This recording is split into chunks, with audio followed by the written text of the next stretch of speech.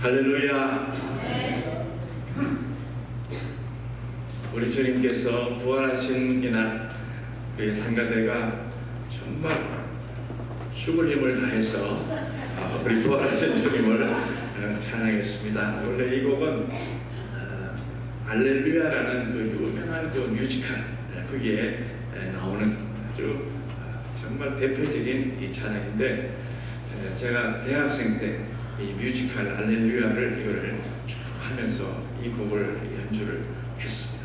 아주 한 150년 정도가 그래 불러야 십자가도 하는데, 오늘 보니까 너무 잘하세요. 우리 성가대 인원이 없는데도 정말 우리 주님께서 긍휼히 여기셔가지고 힘을 주셔가지고 살아계신 주님을 부르는데, 그때 그 감격이 지금도 밀려오고 있습니다.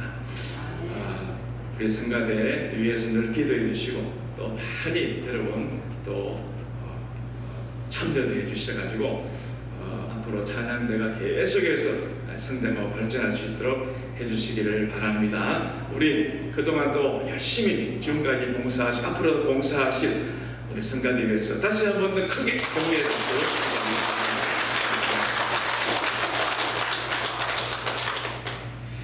오늘은 예수님께서 사망 권세에 이기시고 모든 문을 박차고 승리하신 부활절입니다. 이것은 어느 누구도 해내지 못한 죽음의 문제를 해결할 수 없던 그런 상황에 우리 주님께서 유일무이하게 우리 주님께서 이 모든 문제를 해결하셨다는 것입니다. 그래서 이스라엘에 가면은 그 많은 그런 영웅들, 많은 사람들의 무덤들이 있지만은요, 딱 무덤 하나가 비어 있습니다. 그 무덤이 바로 예수님의 무덤인 것입니다. 엔티 투미.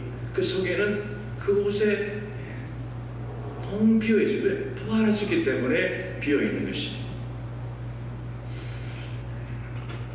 오늘 2023년 역사적인 날 아닙니까? 여러분에게 다시 올 수 없는, 딱 일생에 한 번밖에 없는 이 귀한 날에 이 주님의 성전에 나와서 오늘도 부활절 예배 드릴 수 있도록 허락하신 하나님께, 또 부활하신 우리 예수님께 영광의 감사의 박수를 올려드리시겠습니다.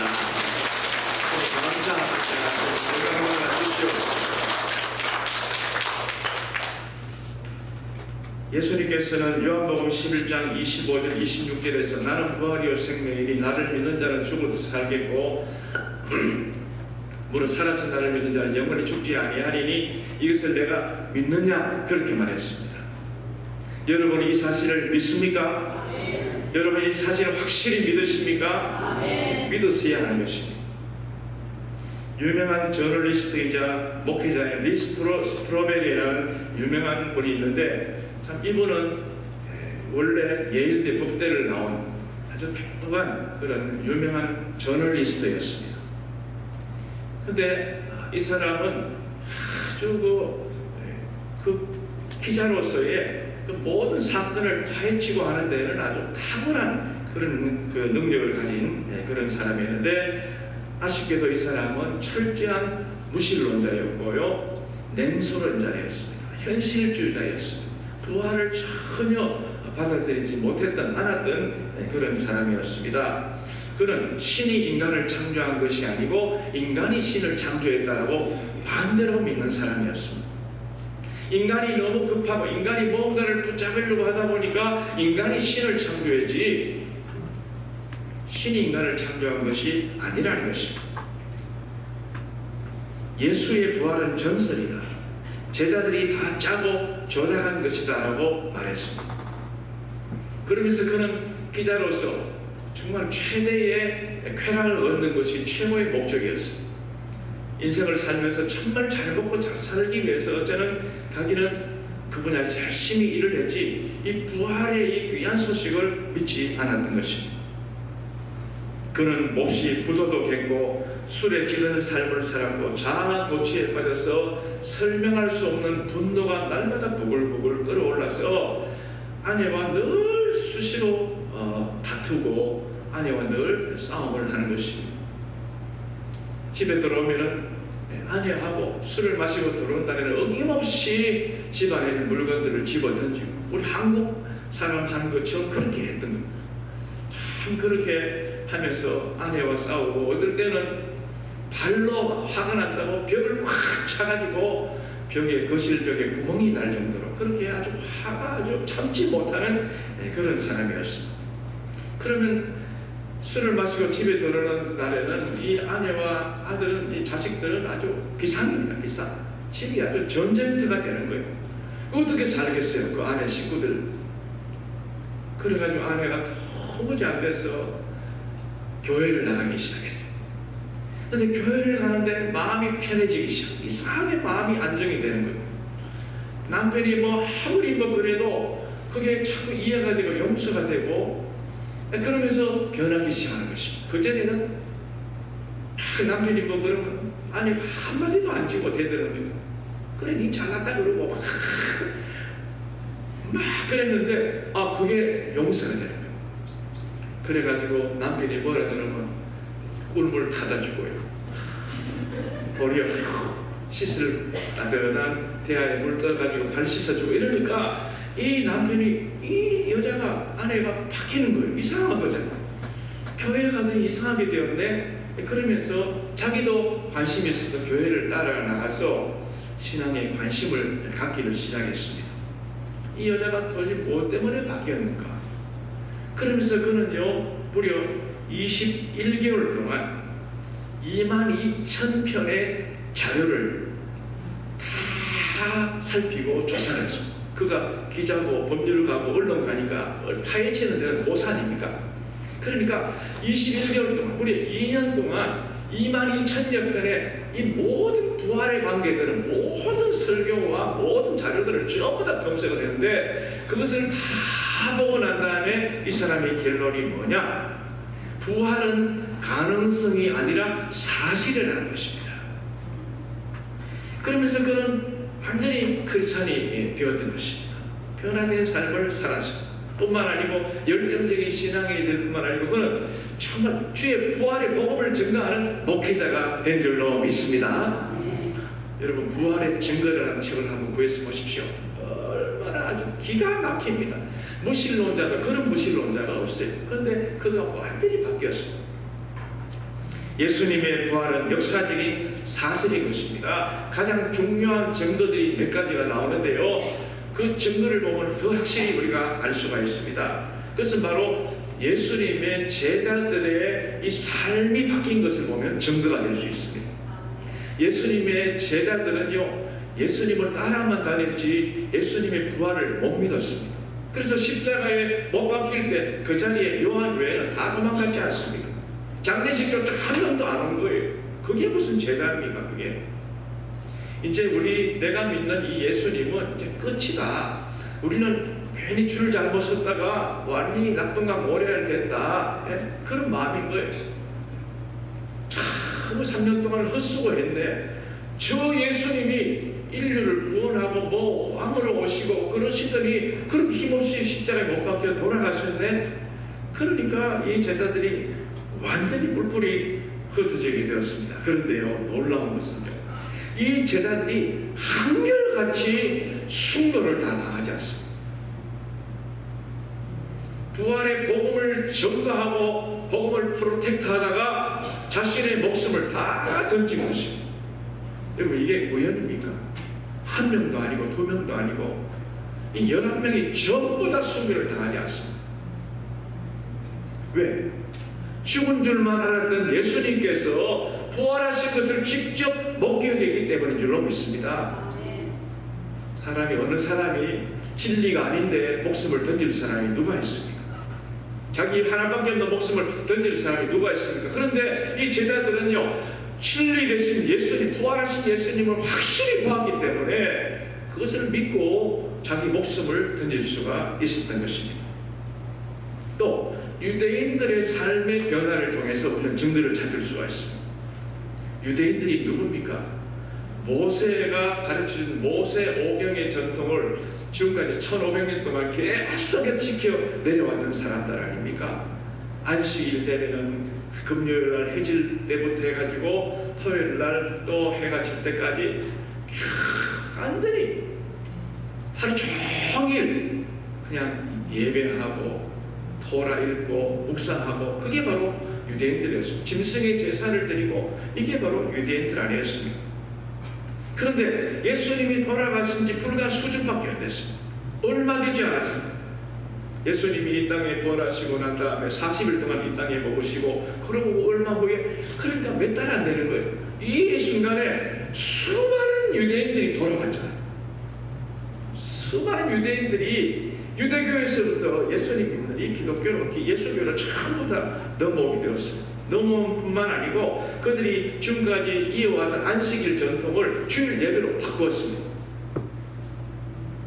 이게 쉬운 일이 아닙니다. 여러분 집에 뭐 제사 지내는 그런 그 집들이 많은데, 그 집이 하루아침에 제사 안 지내고 예배 드린다, 이게 쉬운 일입니까? 결코 쉽지 않습니다. 집안에서 쫓겨날 수 있습니다. 매 맞아가지고 얼음을 당할 수 있잖아요. 그런데 이 사람들은 한두 명이 아니고 수천 수만 명이 다 그걸 바꾸어서 안식일 대신에 주님 부활하신 부활의 날을 주일로 예배를 지키고, 로즈데이, 로즈데이 아닙니까 이게? 썬데이가 아니고 로즈데이. 너무나도 크고 확실한 사건을 보았기 때문에, 그 인생관을 바꿀 만한 사건을 경험했기 때문에 그들은 그 예수님을 믿게 되고 정말 예수님을 확실히 증거할 수가 있었던 것입니다. 또 이 부활의 사실이 확실한 것은 뭐냐면 예수님의 가족과 친척들의 변화입니다. 예수님의 가족들이 있는데 요셉과 마리아가 있고, 그리고 예수님과 그 밑에 야고보, 유다 이런 형제들이 있잖아요.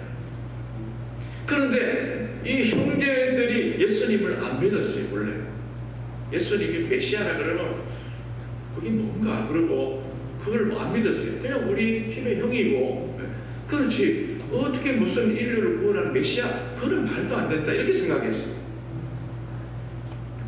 요한복음 7장 1절에 보니까 그 형제들까지도 믿지 않았다 그랬어요.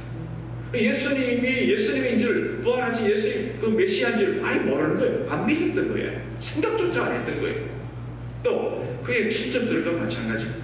마가복음 3장 21절, 예수의 친족들이 듣고 정말 그가 예수님이 미쳤다. 예수님을 안 믿을 뿐만 아니고 예수님이 어느 도에 빠져가지고 완전히 이상한 미친 사람이다, 이렇게 취급했다는 것이죠. 그런데 어떻게 그들이 한꺼번에 그렇게 다 변화가지고 바뀌어가지고 예수님을 안 믿고 미쳤다고 하는 사람들이 예수님을 증거하는 사람이 되었단 말이죠. 그 무슨 계기가 있을 게 아닙니까?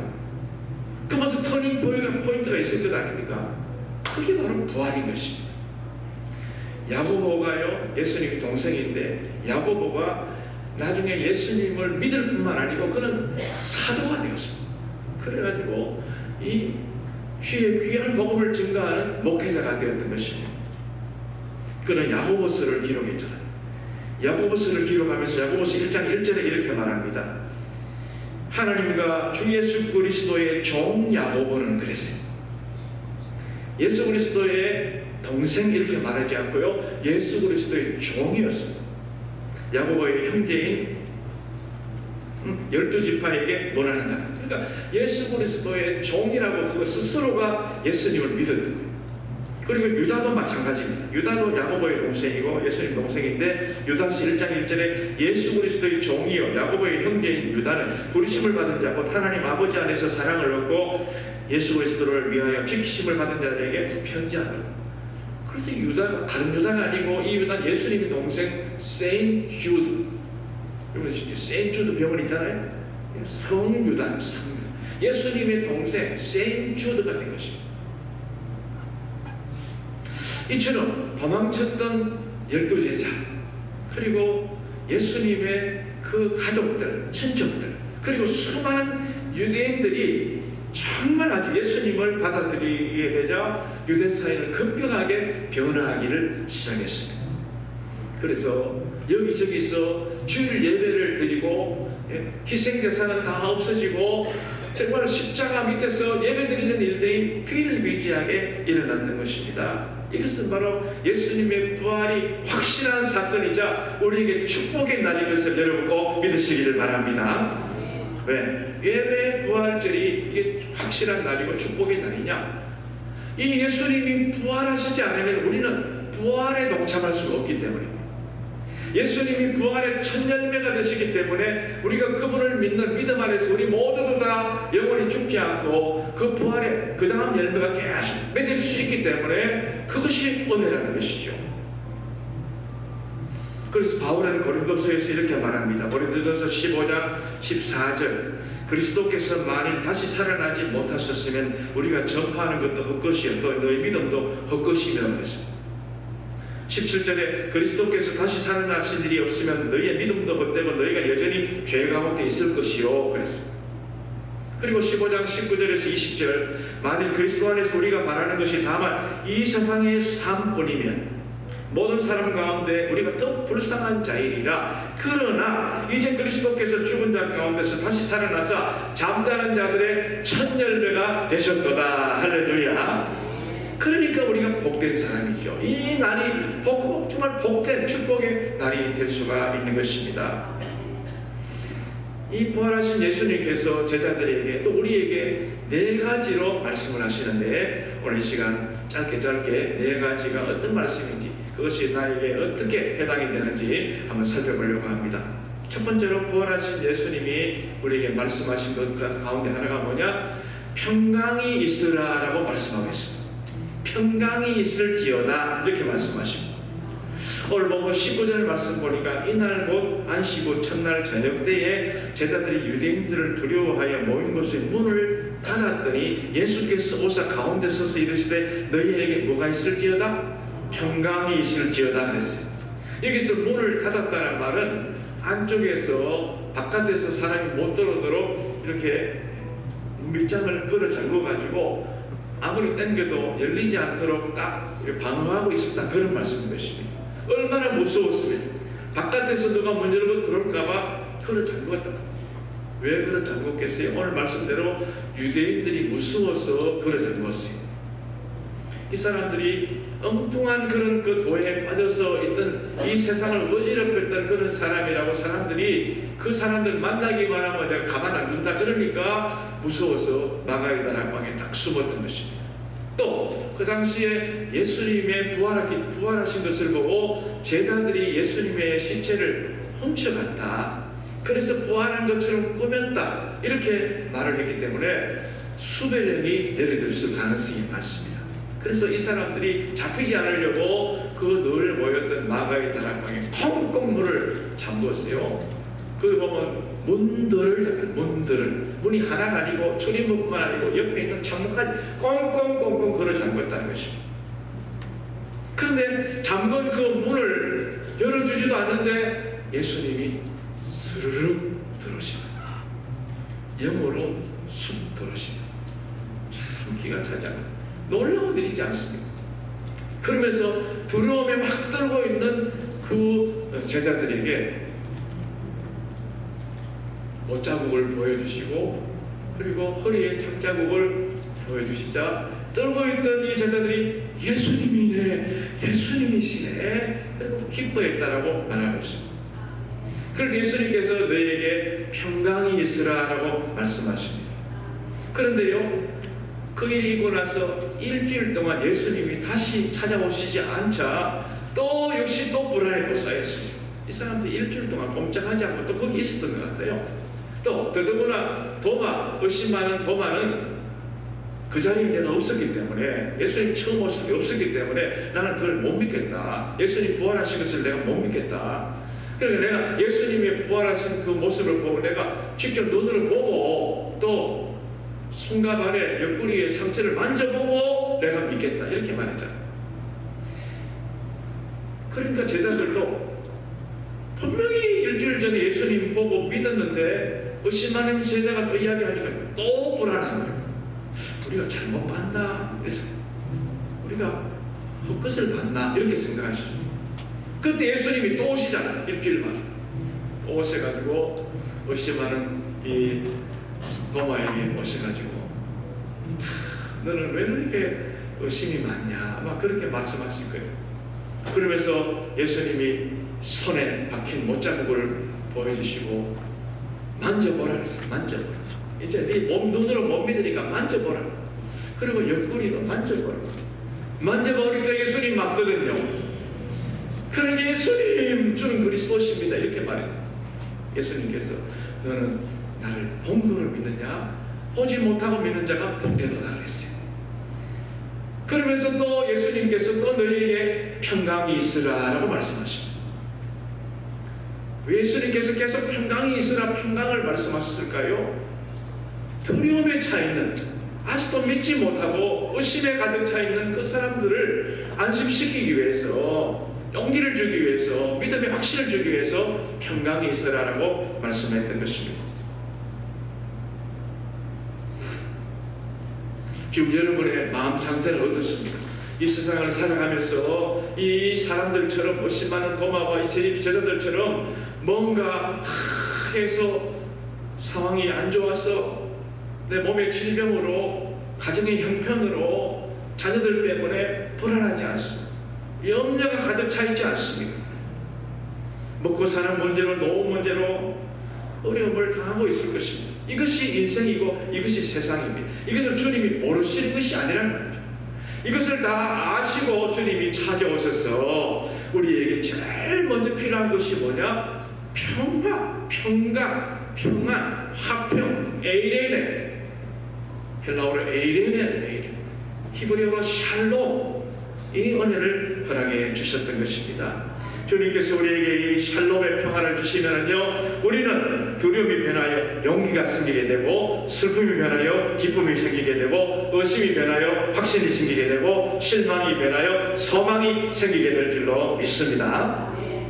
그래서 우리에게 시급한 것이 평안, 주님의 평안, 주님의 평안을 우리가 소유하게 될 때에 우리는 세상에 줄 수 없는 어떤 이 모든 상황 속에서도 다 이길 수 있는 그런 힘과 능력을 허락받게 될 줄로 믿습니다.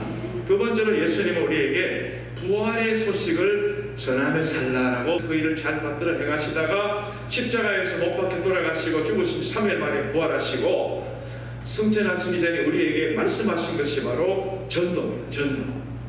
전도해라.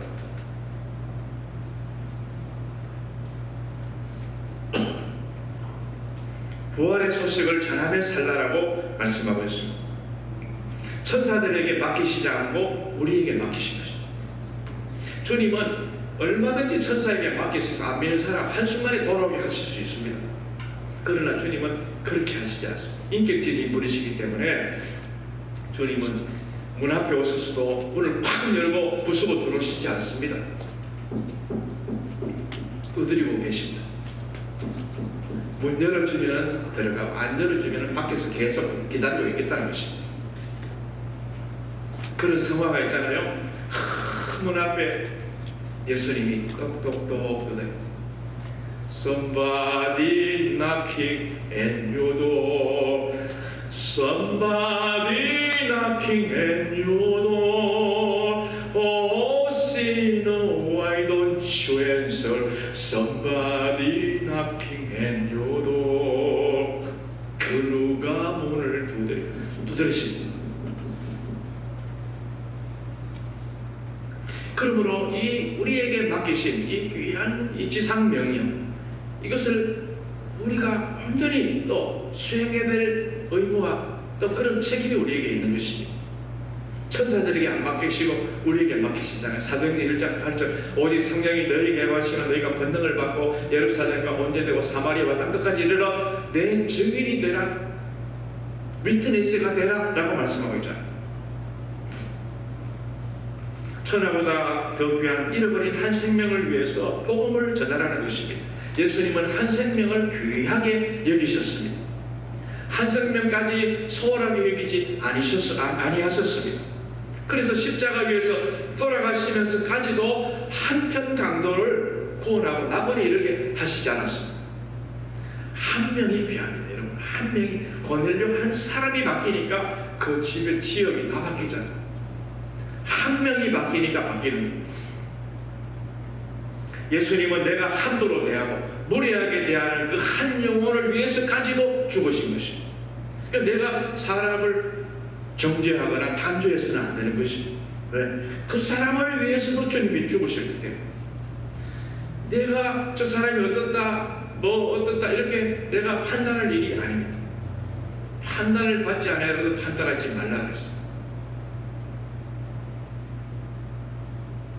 예수님은 그 공생의 기간 동안에 한 생명을 귀하게 여기셔서 너무나도 바쁜 시간이었지만 시간을 쪼개서 무화과나무 밑에 기도하는 니고데모를 찾아 니고데 밤중에 찾아온 니고데모를 만나서 그에게 전도하시지 않습니다. 유대인들이 사람 취급도 하지 않는 사마리아 여인 한 사람을 만나기 위해서 우물가까지 가신 것입니다. 다 사람들이 고개 돌리는 그 한 사람 구원하려고 여리고를 가서 삭개오를 만나주시지 않습니다. 무덤에서 정신 못 차리고 귀신 들려가지고 군대 귀신 들려서 완전히 그냥 정신 나가 있는 그 한 사람을 구하기 위해서 거라사 지방까지 가셨습니다. 거라사는요 갈릴리 이쪽 반대편입니다.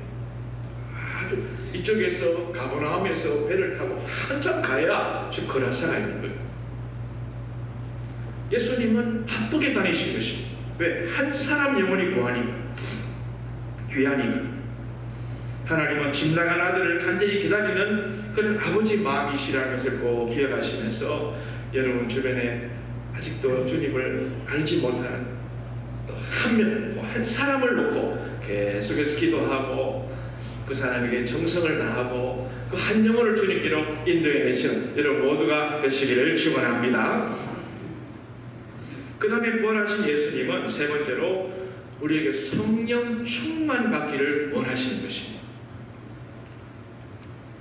오늘 본문 22절에 보시니까 이 말씀을 하시고 그들을 향하사 숨을 내쉬며 이르시되 성령을 받으라 그랬습니다.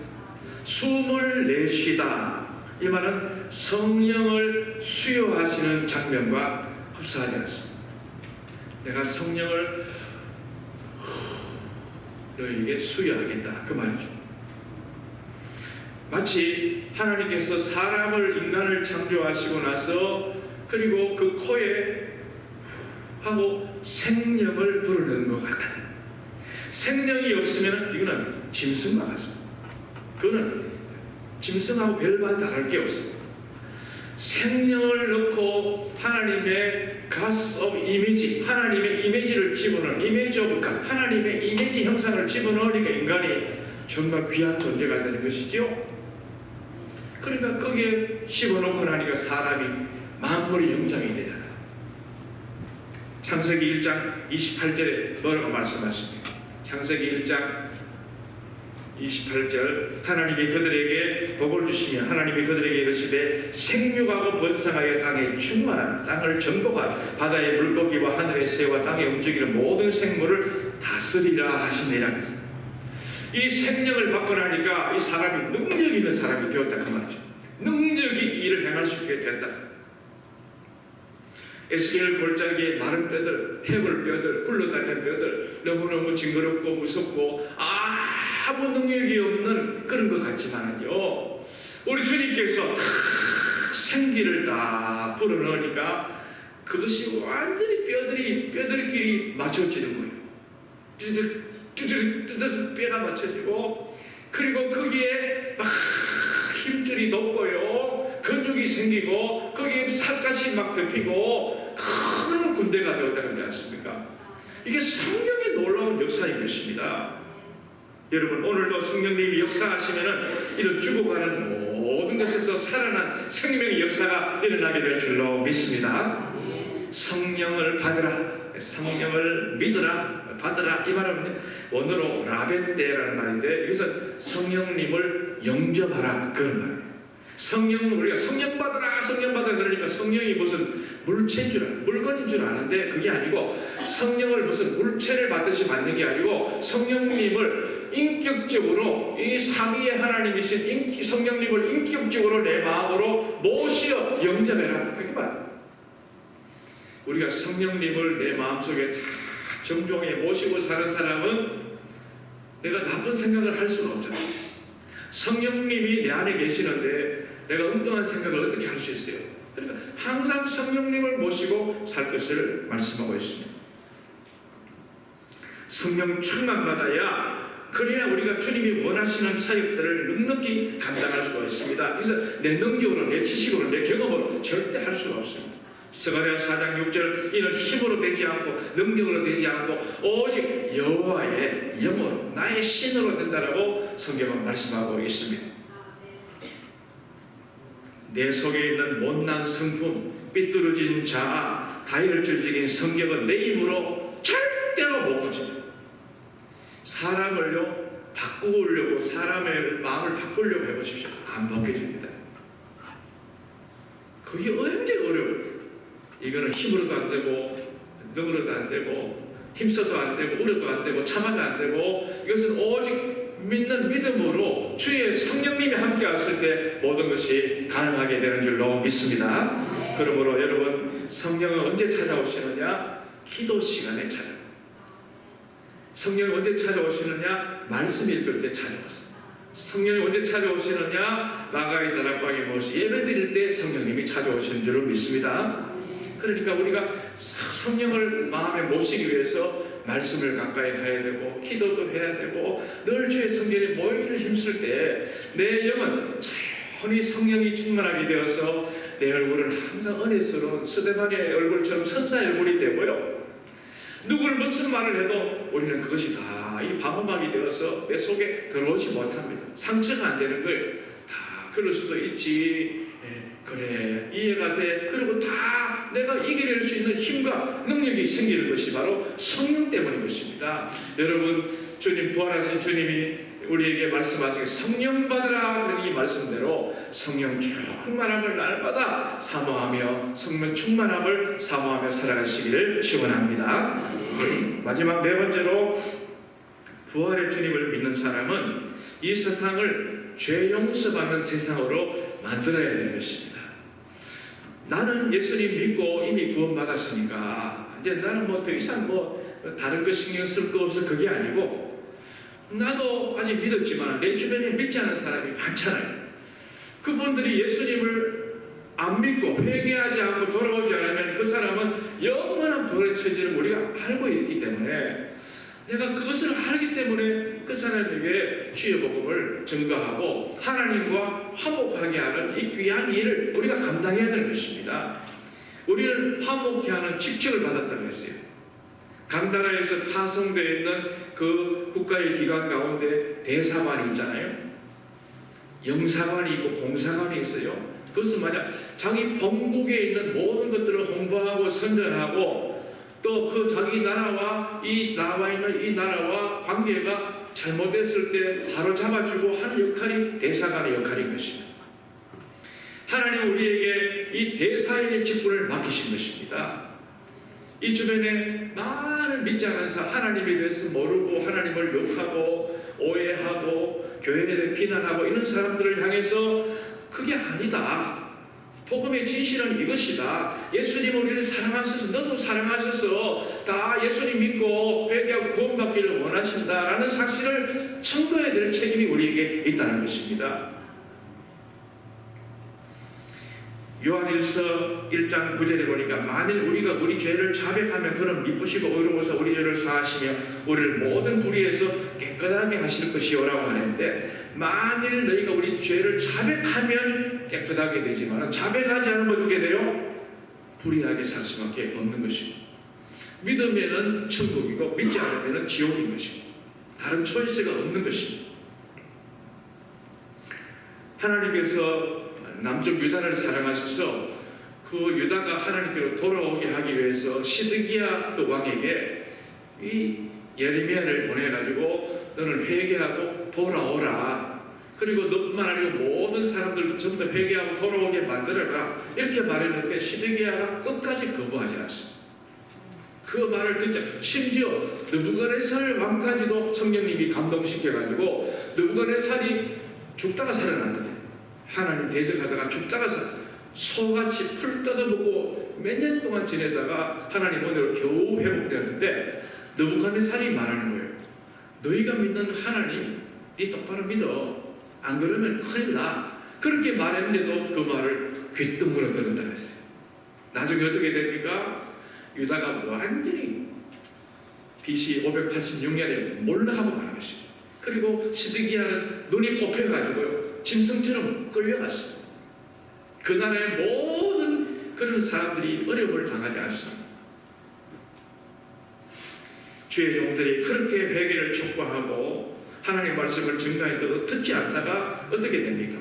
역대하 36장 12절 13절 우리 한번 다 같이 읽어보시겠습니다. 12절부터 시작. 그의 하나님 여호와 보시기에 악을 행하고 선지자 예레미야가 여호와의 말씀으로 일러도 그 앞에서 겸손하지 아니하였습니다. 또한 느부갓네살 왕이 그의 하나님을 가리켜 맹세하게 하였으나 그가 마음을 배반하고 목을 곱게 하였으며 마음을 완악하게 하여 이스라엘 하나님 여호와께로 돌아오지 아니하였고 그랬습니다. 뿐만 아니고 14절에 모든 제사장들의 우두머리와 백성들도 우상을 숭배했고 16절에 그의 백성이 하나님의 사신들을 비웃고 그의 말씀을 멸시했고 선지자들을 욕하는 죄를 지었습니다. 총체적인 어려움을 이 낭만이 빠질 때 하나님께서 징계하셨던 것입니다. 우리 주변에도 아무것도 모르고 주의 복음을 못 듣고 있는 사람이 얼마나 많아요. 못 듣고 있다가 그들도 멸망에 빠지면 얼마나 그 안타까운 일입니까? 그래서 우리를 세워주신 것입니다. 내 주변에 아직 안 믿는 사람에게 복음을 증거해 듣든지 안 듣든지 네가 듣든지 안 듣든지 전하면 하면 내 책임이 아니에요. 그런데 안 전하면 그 사람 지옥 가면 너 책임을 내게 묻겠다 그랬어요. 경계병이 저기 오는데 저기 온다라고 막 흔들고 그래야 해서 만약에 승환인 사람이 어려움 당하면 그건 내 책임 아니야. 그런데 저기 오는데도 무서워 숨어가지고 외치지 않으면 그러다가 성중의 사람이 죽으면 네 책임이야. 그러니까 주님은 우리에게 하나님과 화해시키는 역할을 우리에게 맡기셨다는 사실을 꼭 기억하면서 오늘 이번 이 부활절을 맞이해 이 부활절은 정말 놀라운 축복의 날이고 좀 기적적인 은혜를 주신 날 아닙니까? 세상이 줄 수 없는 평강을 받은 날. 그러므로 우리는 성령 충만함을 받아서 아직도 하나님을 알지 못하는 그 한 영혼까지도 귀하게 여기고 그 영혼을 주님께로 돌아오게 만드는 이 귀한 사신 역할을 잘 감당하시는 부활의 증인들 될 수 있기를 간절히 축원합니다. 하나님 감사드립니다. 우리 주님께서 사망 권세 이기시고 누구도 할 수 없는 모든 사망을 이기시고 부활하신 날 오늘도 저희들을 불러주셔서 이 부활의 감동을 허락하신 것 감사드립니다. 주님께서 우리에게 이 세상 살면서 두려움에 처해있는 우리에게 걱정 근심에 놓여있는 우리에게 마음에 세상이 줄 수 있는 평안을 허락하여 주시옵소서. 부활의 소식을 증가하게 하시고 정말 믿지 않은 모든 사람들 한 영혼까지도 귀하게 여기고 주님의 성전으로 인도해드리는 우리 모두가 될 수 있도록 은혜를 더하여 주시옵소서. 부활의 증인으로 살아갈 수 있도록 도와주실 줄로 믿사오고 예수님 이름으로 기도하옵나이다. 아멘. 우리 찬양 우리 160